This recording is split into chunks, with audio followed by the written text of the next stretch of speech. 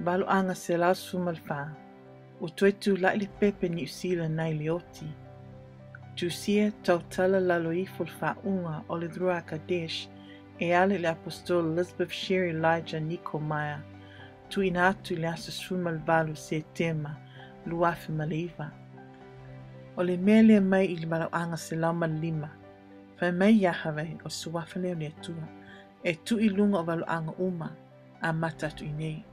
Na o lapta I atu yati oe Elizabeth I se teimi ua leva. Ia awane I whaingole ne talainga I se tamaloa po se fafine. E o lava fo I le teimi I le ia se talainga. Na o tu inatu I lau nganga. Awa I le se mea na I whaia I lau lima. I le se me whaapena sau mai lau ngutu. Ua mai le fofonga o Yahweh. Ua whanau mai iai le upu. Ua mai le fofonga o Yahshua lo Mashia le u whanau mai iai le upu. Ua mai le fofonga o le Drua Kadesh lo I Maya le u whanau mai iai le upu. Ana whaapea u whai I lo lava lima. Se manu ua leva o na le taunu. Ua mai le matangi o Shekinah Glory le sopo atu I le isi tu o le nei lalolangi. O le matangi pa ia o le whaafowina o olanga. O le mai lo mana vatu. Po penei e u vale. O le o se whaamtalanga pupu e whaatatau I tangata ia. O loo tā ua I le nei upu perfitanga. O te tātono I le tausanga lua whamarifitu. O le tina e ngoia lia tābita. Na fisota e mai au mai I New Zealand. O ia whai mai o tātono o ia I Valoaga uma na I whaitau wai. A tōma sa pati moni o le aso toa nai. O le ngoa o lona to'olua o Osana, o ia sa whaifi au I le AOG Assembly of God Church I tapu inga o aso sa. O whai sa o lia ia Osana o lona to'olua I le mea moni wa ia mau mai I le nei talainga. O te te e Osana I le mea moni, ma ua tama whai e tāwhi le ngutu o lia, ma ua whaafefe e whasioti ia te ia. Na tuua e lia lona to'olua, ma ua alu I le fale e sul whai iai whafine, ai na maue o sana. E le mana o lia e toi liu pe toi liu le mea moni ua na iloa. E le umi se teimi, ai loa atu lo sana lon to'olua, ua tu la I le mea moni, ma ua whaila na whai unga, o le aia muli I le mea moni ua iloa e lia. E tele upu wha maalosi na tu inato I Yahweh, e wha alotu tele o sana, ono o mea sa tutupu I asu ua tea. Awa ua mana o lia e awe ina I lalo o ia. Na iu ina suia Yahweh le ngoa o sana, ia David, ma ufai mai, o loo yailo na valawina I le ngoa David ana mua, o loo ta ua I le tuspa ia, ma avea o ia ma koriata e whaato I lalo hina le fili. Sa mātou whaapea ua le mea uma I le ainga, ai liru manatu e lo le mea uma ma le ainga. Uvalo ia Yahweh e ala mai atiau, I le teimi nei e iei se la o le nei talainga I New Zealand, ma o le a iei se malu le atua, mo tangata uma e o mai e tapua iai. O e mātou uma na whaapea, o David Malia o le avea ma taitai. O le mea moni, na lato tutongi sta mai whalea onga, ma amata e o na whaisau ninga whaasapati, o le ai ngā atua manisi fo e na whaatasi atu mai la tau. Na mātou whaapea ua le lei mea uma. Na ietanga te to'olua sana no whaatasi ma le ainga o David, ma lia I le teimi lea. O se teine talavou, ma le tamaloa. Sa iei fo e ma le uso o lia, o moera ma lon to'olua o Sam. Ma la whanau a toa ma mātua o lia, sana nofo uma whaatasi. A mātou tala noa mai lātou I telefoni. Lātou te potopoto uma ma le fia I sipika o le telefoni e whaalongo mai a Niko Mau e tala noa atu. E ei fo I lātou whaafita auli pei o ainga uma. Ma lātou whaeloa mai a te I mātou. O le mātou te talo lea mo I lātou. Ma a whai mātou te mause upu mo I lātou mai a Yahweh po I Yahshua. Mātou te taawatu he I lātou. O inana amata e ona whaaifu ia I lalo. Na o inga lia I nisi taimi. Ai peitai, ua le talia uma e ia o a o inga na o mai ia Hawei mai Yahushua. Ua o se ina ua o mua I talanoia lia, ma o fai iai, o ia e tu I lau tūlanga New Zealand, a wa o te le iai. Ia, e mau munmuli ane, ua o I lona ulu, ma ua ulu atu le anganga o le wha maulunga I a te ia. O le tasi pō, ua te ia mātou I le telefoni mai a David, ma ua ia whai mai ua tuli I fafu o ia me le fale, ma ua wha atasi lia ma te māloa sa lato no wha atasi. O lia ma le ne te māloa, ua la ua wha apea tutusa o la ua loto, ma ua yailo la taltununga, o I la ua foi o moli mauto o lua, ua wha te ia I mātou. O mātou wha atono lea David e nofo I le hotel na tutongi I le tupe le lotu. A wasa le aisa na tupe po se mea e moe ai. O na mātou vidi atu lea ia lia ma le neta māloa I lunga le telefoni ma ua mafisiri I ai. Pe moni le tala lea safa matala mai David. I le maa le tali tonuina ua la ua fai mai. I oe e moni. Ua mātou le tatonu I le tali o mātou wha anongo iai. O le neta māloa ma lia umuli lua I le fale. O le teimina la fai mai iai, ua la talitonu o la ua tutusa o la loto, ma o la ua o moli mau to o lua. O na amata I lea o na au tau tala I ngangana ese, ma o se fetu ma tau tira malosti, na awina mai ia Hawei mo lia ma le neta māloa. Ina ua uma o le ao inga, o na ofisiri atu lea ia I la ua. Ko ua la mose moli mau o le neia o inga e mai ia Hawei. Ma ua tali mai te malo, I oe, ma ua I sala mo wha tope. A o lia, ua whai mai na te leiloa, ua whenumia I lona mawhawhau. O le ne te maloa, ua wha amau lalo o ia ma ua tangi atu ia Hawei mo se wha amaa ngaloina. Ua wha amaa ngalo o ia, ma ua tiliva o ia. O le ese senga lea o lia ma te maloa, ua wha amau lalo te maloa, a o lia, ua wha atu ese. Ua le mana o lia e talia le nea o inga mai ia Hawei, ma ua amata nei o na ia wha ape atu, e le se upu mai ia Hawei. O le anganga wha maulunga mai ia Isabella, ua uruatu ia lia. O na amata lo lea whai upu o ia I le ne tala inga e pegu wha ati apolo.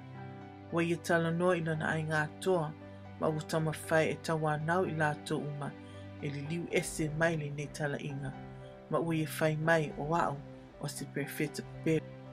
I le teimi nei na o wha apea, ua le toi ola le la o le ne tala inga New Zealand, na o le manatu I le toi yaise awala e yaise me toi tupu. A o moera le uso lia, ua le wha alonga o ia ia te ia, li ia Yahushua. E loa e moera le leo ia Hawei, ma ua I loa e ia le fua le leo le ne tala inga. Ua ia wa ai I le ne tala inga, ua na o se wha amanyanga I le ai inga. Ele I la vea moera I le nei mai lei, ma ua ia whai atu, o ia se mal whanau, o le ao ese I so lato lava fale. Ua lato sifi ese, ai ua le le mafutanga a moera ma Sam.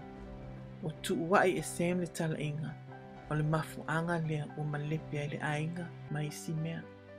Wa iu ina sifi ese Sam mai lo lato fale, o na nofo loa lea na o moera ma lana whanau. O lea u wha amani ai lo utatununga, e rea o se la New Zealand, e be o na au mawhawhau I ai. I le tele talo sanga mo Sam, o ia toi tali e ina I le mea moni, o le ne tala inga wa atu. Ma ue sala mo I o nana se. Ua umona toftofoina ia Hawei o Sam, ma ua pasia Sam le toftofonga. Uma whai o na toi foi o ia, I le fale ma moea ma le whanau. O Sam ma moea ua pasia I la ua le toftofonga na tuinatu ia Hawei, ma o le nei ua mafu ai, o no mai o le upu Valoaga. O Valoaga pa ia e awina e ala mai I Lurua Kadesh, e whaangaina le mea lofa o le laulau whaiva pa ia, e ui mai atiao. O te Tatalo I a vesa teimi e te whaanongo ai I le nei mea lofa, o le laulau whaiva pa ia, a wai whaamaunia I le nao o ne upu utusia, a o le mana I vavenga o Yahweh, Yeshua HaMashiach, ma le pelo o Ruach Kadesh. O le tusi ngaluenga, e whaamatali naile nei mea alofa I le tautala I laulau whaiva pa ia, pe o ne tautala I laulau whaiva o tangata, ma angelu pa ia. O le nei mea alofa o le Ruach Kadesh, e taua foi o le anganga pa ia, wa fio mai lunga o le apostolo, I le poto au pito I lunga, e maasani o na balawina, o le aso o le Pentekoso. Tau te whaalonga ua au lango neina le maftia, ma na o tau iwi pea e alu ma le nei upu na polo ai ina. Ua lapita e mai Yahweh ya tau, e tue te e mai tangata. O la vea ma perfeta, e le o si tau vanga fie loa. Ana whaapea, e Lucio Yeshua HaMashiach ma perfeta moni uma, I lea tau vanga. O le mea whaanoa noa ai, o whiri o taua, sa iere teimi na ovala o inai la ua, o lau tamateine, ma lau tamatama, ma ua lofa telia I la ua, na o musu I lafua I la ua, ina ua whai mai Yahweh I mātou, ua leto I yaise awanoa o lia. Na mau o ia o angasala, o ia tau tino mai, ai peitai, ua whai mai loi manatu, o mea uma na tutupu e te tau o na whaangalo, ma ua mana o pia e whai o ia ma whaiwhi au, o le neta la inga I Apahat, I New Zealand. Sa ia loto leanga I le balawina o le olanga o lona to olua, ma ua sa ili e tue whaoa lona balawina, ma ua manu malo ai o ia. E pe o na mautinoa o Yesepela na whasese, ma taitai a apo ina ia se. Ua avea li tā vita ma perfeta pepelo, ma ua iai tangata ua fefefe ia teia, sa lato ifo fo ia teia, ona sa whaatumuina o ia I le mano satani. O lo tautala mai pēr Yahweh upu poloa ia teia, sana mo ia ma le liu ese mai I le leanga, ma I tongi ola mai I le leanga o ia whaia. Peita I ane, ua tumulona loto I le whauwale ina ua tau watu ia teia, I le mawhai o le neita la inga o ne yaise taitai, e avea le ngō o le neita la inga, ai le pa ia. Na autu I natu ia te ia le tele upu poloa e mai ai Yahweh, ua whai mai, e le mawhai o na avea o ia ma taitai, a wā ua tumu ia I le whaamaulunga, ma le whauwale. O whina mai pēr o ia, e whai o ia ma taitai, a wā na mua e whiriwhiri o ia. O le nā whatu a mō mai e ia le winga whea. Ina ua ia mamlam, ua ia whaasā fwoi o sana e avea ma taitai. E sit whaanoa noa, a wā sa whaiwhi au whau mō mua o sana tāvita, I le Assembly of God Church. Ina ua tautala mai Yahweh upu poloa e mō ia, usuia ia lona ingoa ia David, ma u whai mai o ia o se tino esianga manulu, a wā o ia o se tangata maununga malmasua, o se tangata safa o maununga mua, a ua avea ma anga malu, ma ua mātangi ngō fie. Mātou te alo lofa ia te e pe o se atali I whaalianganga, ma sa iai fo se teimi na ia lofa mai ai ia te I mātou. Ina ua me ese e iale anganga wha maulunga mai a tea, ua wa ai sātani, ua molo na wanoa e wha mai nei le nei ta mālua, le sa matau tia mo ia I le tasi teini, ma ua wha maulunga lonto o lua o lia tābita I a te ia, ma ua ia wha mai na foi o ia. O tau sisi pē e pule o ia I le ainga ma ua wha tupu ina tangata taitasi le fefefe I a te ia. O mātou I loa e le mawhai o na whai o ia masui o le nei tala inga. Sa mātou le awe ina I se tasi le toa tusi I le mea whai e le sauninga. A wā sa tofu ina e lātou uma e Yahweh. Ina ua o whaalonga ua ia whaatonu I whawhine na o atu sauninga. E whaapula wina o lātou ulu ma whaasanga I le pā ma Tatalo. Na o whai iai, e tasi lava le pā la wenga I Yerusalema, ma e leo tu sire mta upu le tusi. Ina ua ia tu lae ma tau tino atu lona muli lua I tua o le pula ma le tamaloa. Ua ia taletona avatu ia te ese whailonga mai ia hawei. O la ua o moli mau to o lua, mai te tau o na tatala le la whaipoiponga malon to o lua. Ai whaipoipu i le tamaloa. Ma ua ia whai mai ua malie ia hawei. O le avanoa muli le nā. Na owa o ina o ia i upu pereftanga. Ai ua matua i ta tele o ia. Ma ua ia u nai mora. Lena tau mawhai tau watu ia te ia upu. Ua poloa e mai ia hawei. Ua ia u nai o more matu leit fulua. Ma sei whaani ni il upu na poloa e mai ia hawei. Le ua uma na whau e moera. O le vaenga o le netala inga ato o se ma moe ma whanau. O mawhiti tele le tasi le tau sanga ma masina e tasi. Wea ia havele ma malu, a wā o ia toi au mai ma whaaula le nei la o le tino ngā luenga. Lena mātou whaapia o le eise wha moe e toi tūla i mai. O le ai eise tusi o iei mea uma sa mātou uia i nā teimi. Pe a whai whingaro i iei ia havei. O mea sa whea li i le nā lotu, o māfuana mātou masiasi. Au le yo ina tu le ngole ni TALA'I.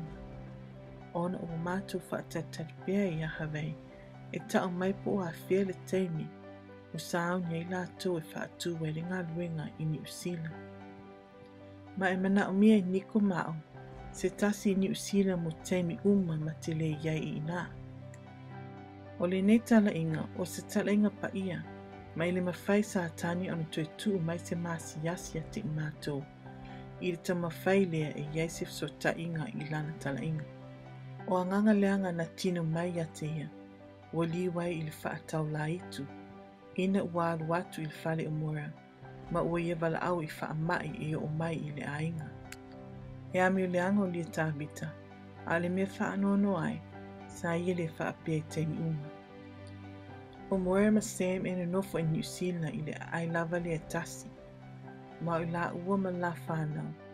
Grace, James, John, ma le uso ia Ushua. E iai fo i le ne TALA'Inga i ngoi a Jean. O i la tau o se whaamanyanga tele i le ne TALA'Inga. O le amata sa i le nemo se fale. Ma o le amata whailo atu a lato moli mau. A tō matua tusu e malu e whai e sao ningo sa pati. Ua na o iana te sila fio maftianga uma na mātou uia. E apatu i tangata sa mua mo le mea moni i le ne TALA'Inga. A whanga ia te i lato i mea ai a anu whaaleanganga e whaasino Valoaga pa ia. A whai iai se tasi whaitau i le nei upu e sau mai New Zealand. Mai iai se whale te whi whaitau langa i lotu fau. Whaamon moli i meli mai mātou ma whailoa mai. Whaftai lava. Beon au whai atu, o se whaamatalanga pupu le nei e winga i mea sa tutupu. A tōna mawhai ona o tusia se tusi tala atoa, i mea uma na tutupu. Ai o te Tatalo i e lama i le nei upu i le teimi nei, ina ua uma ona whaamatalaina. Sa o lunga i le lenga o le telefoni ma sia uso pele o Catherine. O Tatalo i tūlanga ua iai New Zealand. Ona whanau mai ei leo upu o poloa i mai. Ua toi tūla i le pepe New Zealand ai le oti.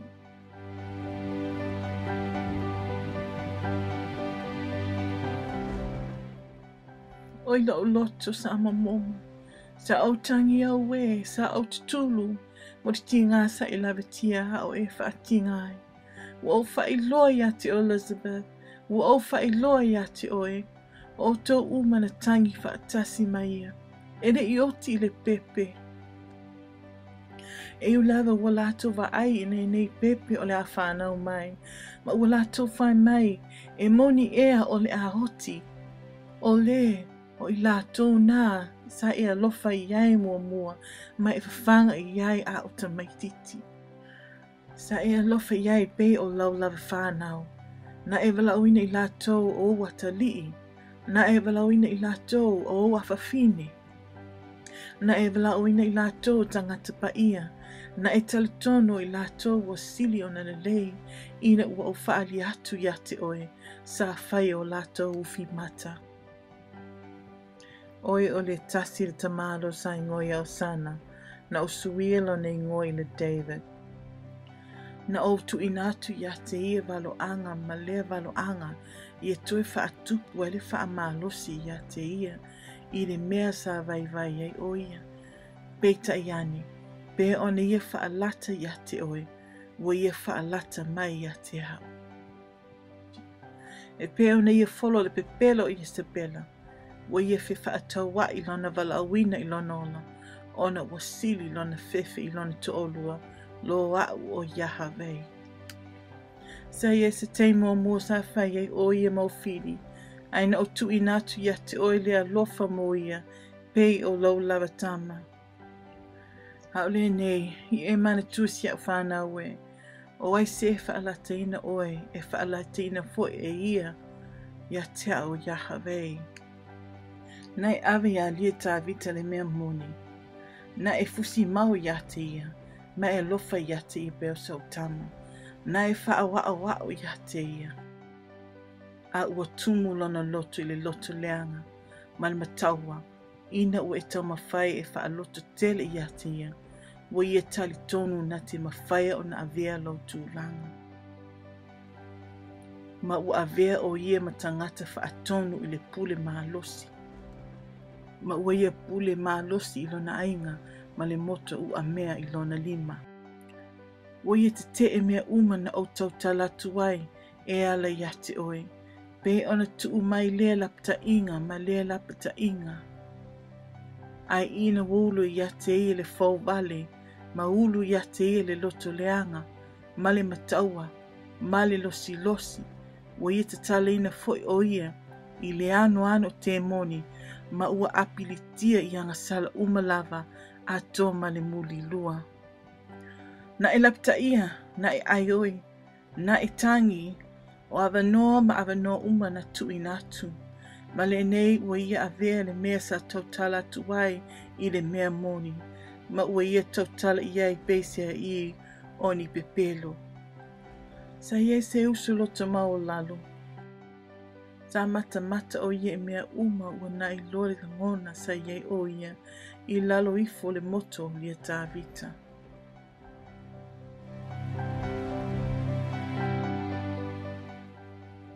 Sa ia langona li aisona o ngā, e o fo ision to o lua Sam, na o ai lene langona. Ai peitai, ua la i loa, ina ua la i loa, ina ua la i loa o le nei tala inga, o iai le mea moni. O le tala inga le nei o le mea moni, a wa o Yahavei ma la wata li i pele e to otasi o Yahushua o lo Mashiach, ma le pele o le Rua Kadesh, e tau talatu upu umalava, ma ua la i loa le leo o le atua sili ese. E ui na whaanga e lia o le nei tala inga, e tau ai le mea moni i lona ainga, ai ina ua ita o ia ia te oe, ono u whailoa ina nangasala, ma o le nei o le ailo o mai tangata, sa ia tau whaapea mai, au le toi talitonu i le nei tala inga, au le toi talitonu i Valoaga, au le toi whaalongo i Elizabeth, a ia whaalongo mai ia te ao. O fefete o ia i le whaamaulunga, bei o le whelea o le siu o le peacock. E mali leo tele ina ia whaasanga ua mai mata ia te ia, ma tau whaaleanga ina oi mai le mamau. Eli e ia lona lava tuunga mau i pepero ta etasi wa ia tau whaaleanga ina. Wa ngalo e ia o ai ua whatatau o iai le ngole ni tala inga. Wa ngalo ia te ia o ai e tau talatu li mea moni, mai le na o na le fafine, a o au o Yahavei, o te puipui a o lava mea. Whaapea na manatu satani a whaina te aveina i lalo o le nei fafine, e le ese lotu e moa New Zealand, e tau atu le mea moni, i le nei tala inga na o tau talatu ai.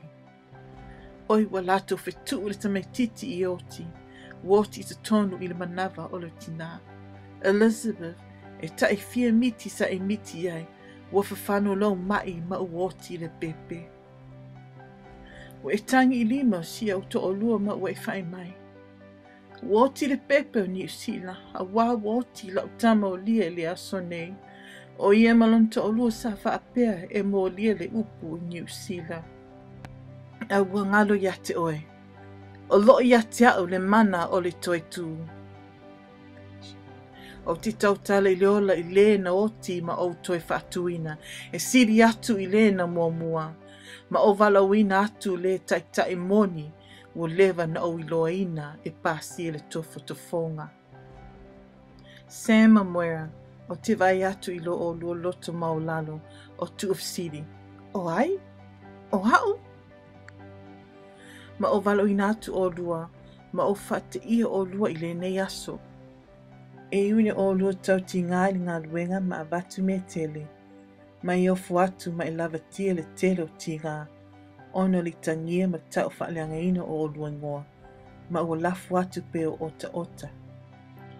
O te wala au atu ma o whai atu ya te oe. O oe penina o penina e tele. Ma o waluina atu oe. A wawe malie whaatingaina oe moa. Ue e whitau wai ma lau lava uso. O le au te tauta latu le ano ma le toto. O le teimi nei. E le tuta ua o ia o le uso. A o ia o le fili o fili uma. Ai au te whai atu nei a te oe.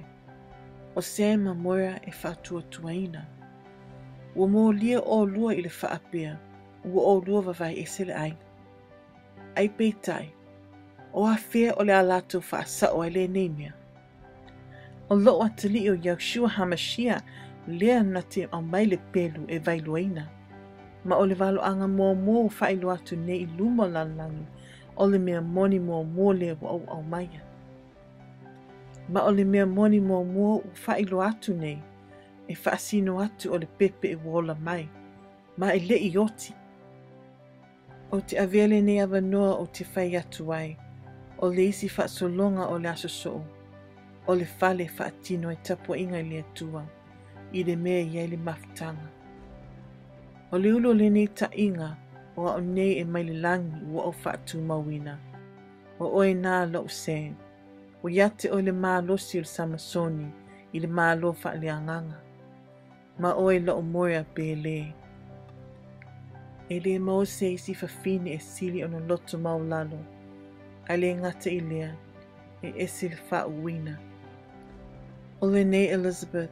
Ua au tautala atu le upu whate i ai oe. O le mea le nana ngā lua e le wha unga. Ina ua e whaitau ya Catherine le mea o le a wha alia. Ma o te tau watu ya te oe le maofa.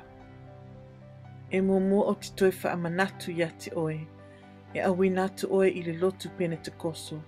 A wā o i le lotu pene te koso sa wha atumui nei oe i le anganga pa ia. O i le lotu pene te koso sa e mō anofo i nei lo o langa mo Yeshua no Mashia o lo watali i pere to o tasi.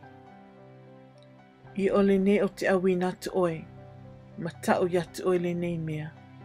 I e ofo atu o lima e fusi mau i le lotu pene te koso. I le whaifi au lea na alu i ai sem. O le na puipuila wingo ina ufisiri mai le whaifi au. Ta o mai le mea moni o le nei Almighty Word Ministry. Awa o mātou whaalonga le tala o whai mai ei le tāvita. E moni ia. O ia o se perfect pepelu. O mō lia o ia ona le wawaina o le ainga. Ai ona ua o nofo sala. Ua o sao e fisili i le mea moni ia te oe. Sam, ua pei o le Samson tau tia ia o mata. Au te toi whai atu i mālo whaaleanganga. Au te le toi walawina oe o Sam. Au te walawina oe o Samson. Ma au fulfula atu wa au suia la wingoa. Ai awale fefe awale polpol vale. Awale popole. Lawi unga o le ale pei o le Samson ta ua i le tusipa ia i aso la. Au te avatu te oile nei ngoa. Ina i e lo tino oe. I e maa losi ma e toa. Ma Elizabeth, au te tau watu le nei mea. E uilawe e te fefe i te ena matinga. I e wha alolo ato au lima. O lua uma maniko I lea whawhiau lena whai mai a Samson. Whawhitai wa e tau mai le sao, ina o whailo atu o anga sala o lea tāwita. O lea wana I loa ma tau watu I isi. O lo mana onga, ina ia le mose a wala e whai mai lea whawhiau, e tele I tau mawhai so taina o ia. Ia e so tai o ia. A wā, o loo lea mo o moonga, ia mo e le lotu pene te kosta le mea moni, o lea na o tu inatu I le nei TALA'Inga. O lana lava whiwhiringa I le mawhai ona e pūlea, pena te toi o popo mai, pe whianu mai o fōlinga. Ai o te whaamsino ina o ia, I le whaamanyanga po le mālaia, a wā ua ia I loa le mea moni. O le nei wa I lunga ia te ele nei mea, pena te whaamamalo ingoa, pena te whaalango-lango I le nei TALA'Inga, pena te ngalue I tu uma ma avea o ia e whai mawaenga o le nei ngaluenga. Pena te whaatanga lo Samson ma lo moera e tu I tu le pula, ma tau watu le mea moni na o tu inatu I le nei TALA'Inga. Pena te lafua I le tuisi whaavaina whai le tangata. Pena te fusi mau I le afsapati. Pena te malie lafua I lana ingo whaiwhiau. Pe a whai whaamatau o ia e le whaapatupatonga o le lotu. Pena te ioe. Ua maula o loto e muli ia aba I ahawai. Ia pe on whaatu mauina ia te ia. E tusalava pe ave ese le ngō whaapatupatonga I le ngō le lotu pena te koso mai a teau. E mau pēla o lotu. O te le muli I se tangata. E mau pēla o lotu. O te muli ia Yahawai. Ua au nau e launga le mea moni. Ma o Yahushua Hamashia e tautala le mea moni. Mai le nei TALA'Inga. E leo se perfeta pepelo o Elizabeth Sherry Elijah Nikomaya. A oili e tāwita. O oi watumu I le fili o Satani. Ma le ano te moni e tautala mai lau ngutu. Ao e tau whaaleanga le tasi sa e whai mai na e lofa I ai momo. Ona ua whailo atu wawanga sala. E wa ai mai iai le to tele. Ia o le whaiwhiau sa mōlea. Lo o Samson lo o moera. Ia o lua ave iai le nei upu ia te ia. Ia mamoli a te ia alofa anga o Elizabeth Maniko. O le ale mena te whai iai. Wa uma na au iloaina. Ia wa ai mai sia upere tāua. E ulave te tangi ma tutulu ma e whai mai. O Yahushua, sau ia whaamolmole. Pea o maile I li ngā pū o le tausa maanga. Ai e le I o le teimi. O le whatua au whaangaina o oe e whanau. O nā te le I a apa I New Zealand. Mai tele I singa ngana e o mai. O lo teimi ato toa ona le lei. Ma o te re misia se angangai tasi. O I lato uma ua Valauina I whaalongo I le mea moni o le nei TALA'Inga. E le toe mau se awa noa e whai e se whamatalanga alo, pia whai e tū I luma o au o Yahawai. O loo iai pia fili e loo whaasolo pia I le leina, ma ua whaatumu sa tani o lato loto, I whaamatia le nā TALA'Inga. A ia ma whawhau le lei, ua nau I lato ia ua manau I whaamtianga o le nei TALA'Inga. Ua nau I lato ia ua manao e whasioti lo taitai tau pau o Elizabeth. E matua le mawhaia lava o na whaatumuina I lato I lo wanganga pa ia. E matua le mawhai lava e o na avea I lato mo au ma whaamama I lo toto lea na malingi I lungo Kalevaria. Sa whai I lato mau fili. A o le I o mai I lato I le nei lalolangi. Sa lato whaalatina mua ma ua lato whaalatina pe au e o mai le teimi nei. E le o lato uma u Valauina I lato kirisiano, ua ia kiriso ia I lato. O sunako sa tani I lato. O I lato u Valauina I lato Utaia. E le o si Utaia. A o lato sunako sa tani. Ue e te tulu ma e tangi ina o tau whaaleanga ina lau ingoa. Ono le tasi o pepelu. E tu le leina tu o le tasi o pepelu. Ai au te whaamanatu ia te oe si ua whawhine. Elizabeth o ai e ona oe, ma oe mo au. O te whaamanatu ia te o tau o whiri. O ia te au le tau masui au te tau i atu. Ua na o lau eli la lo i le tūlanga se oli le mea te whaifo iai. I mana wangata i tasi i te tau ave, ua e lata lata i lau tunga mau. A wā au te whaalongo i upu malawa i te whai mai ai.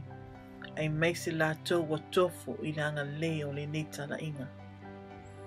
Ma ona le upu na tu watu na nofo sala i oe i awanga sala. E te tusa le ma le mea na whaili a tābita. Au e toi whaalata ina foi o ia. Au te toi whai atu ma au te toi whai atu. E le ima i maua se loi mate tasi na po u. Lea na malingi mai lau whanau pa ia. Au te le i puea ma utu i te tonu lau whangu. Ma e iai le aso o te whaasino ai ia te oe au loi mata. Au te whailoa ia te oe le tele na wā lau lofa mo oe. Na au whailonga o mā whangu ta i tasi. Ma whili uma na māfu ai na malingi o loi mata. E pa u i lunga ia te i lātou. A wā o i lātou uma o tautala te i le tasi o lau au pa ia. O i lātou o tautala te i ia mea moni pa ia o lea na au tu i nātu. E ala i le neitala inga maisi. O le a whai i lātou ma whaalangolango manga. Mo le a au whaasino ia te i lātou o ia whangu. Ma lia tāwita, o le whata wa tumu umai whango loi mata. O oe le mafua anga. O i tā lofa i lātou wa whai mau whili. O i tā lofa i lātou wa whai mau whili o le neitala inga. O i tā lofa i lātou wa tā ue lātou o kerisiano. I leo oe se kerisiano. E le mawhai o ne whaavalea mai au. O oe wa iai le ngoa. O whailonga ina o tō kerisiano, ai peitai, o le nai ngoa wa palapala i teimi uma, ma teimi uma lava. Mo i lātou wa whelangolango mai i le whaapa u pepe. Mo i lātou wa whelangolango mai i le tauatane, lātou te tui tua le pulaa, ma ua ho'o fo ina lātou whai taulau upu, ma ua ta ua i lātou o kerisiano. O le nei, au te mauti no ia te oe, e le o whaafonga ina so lātou Tatalo. Ua au i loa o ai o lau whanau pa ia.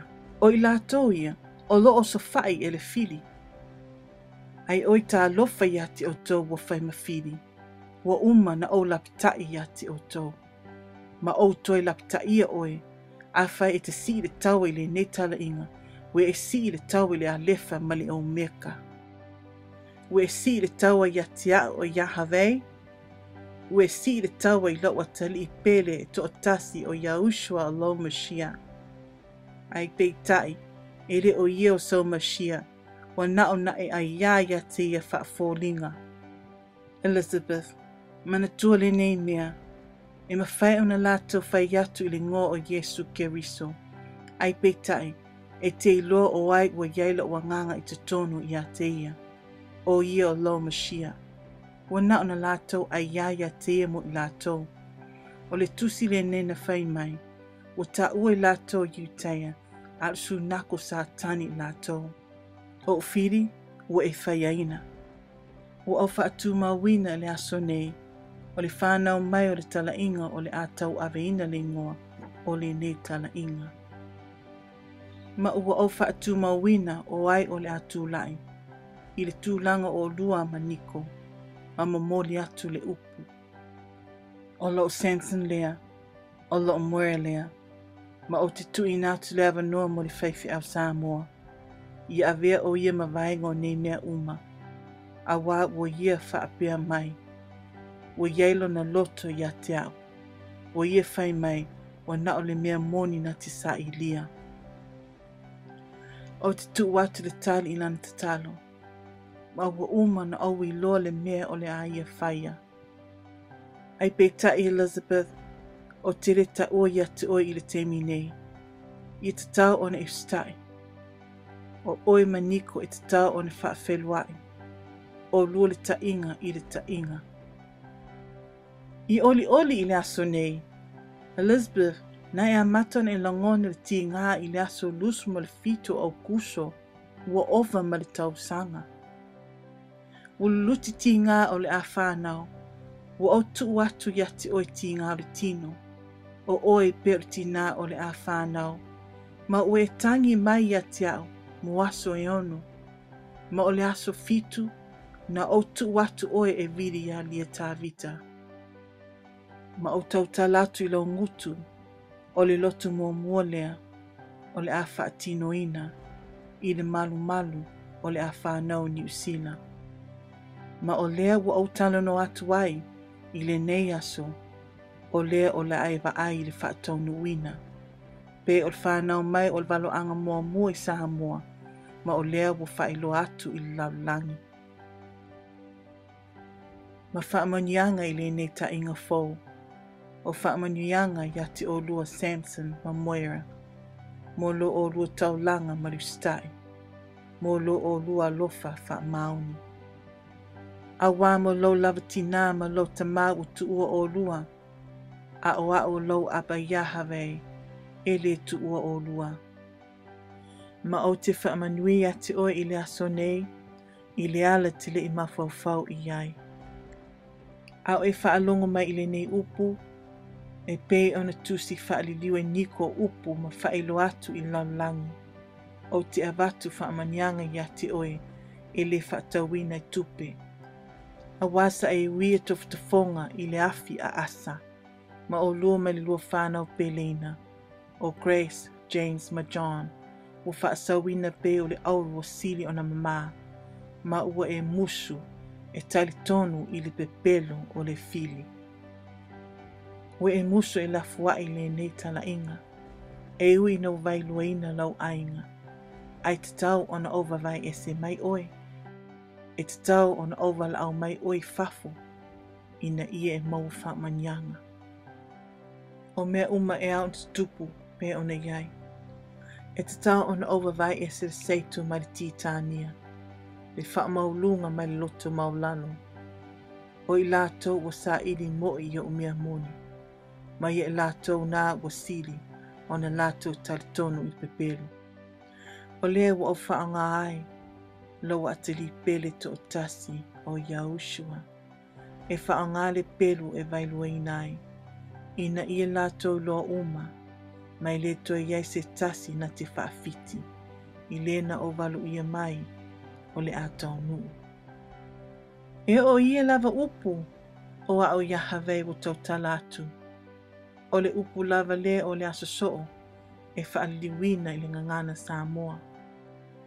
O le ale au ngai mau mai ai, pe alu nau i tangate tau tala i le Ingilisi. O ngangana uma o whaaliwina, e ta tauna whaatumauina nei i ngangana uma, a wā o a o Yahweh, e tau talatu i le nei whaamanianga.